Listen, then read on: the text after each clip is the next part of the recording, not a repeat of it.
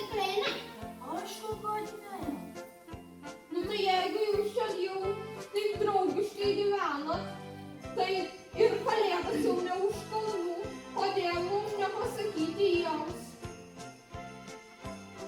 linkėjimų? Sveikinu jūs su kalėdomytėmis ir linkiu nesušalti nosyčių. Gerų atostogų ir švenčių. Linkiu, kad jūsų kalėdos būtų linksmas, gražios, jaukios, šiltas, nuostabios.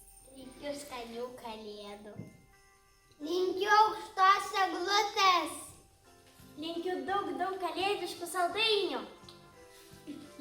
Linkiu, kad atsikėlęs po eglutę rastum daug dovanėlių. Visi šie pasveikinimai puikus, bet nepamirškime tikrosios kalėdų prasmės – Jėzaus Kristaus gimimo. Su šventom kalėdom!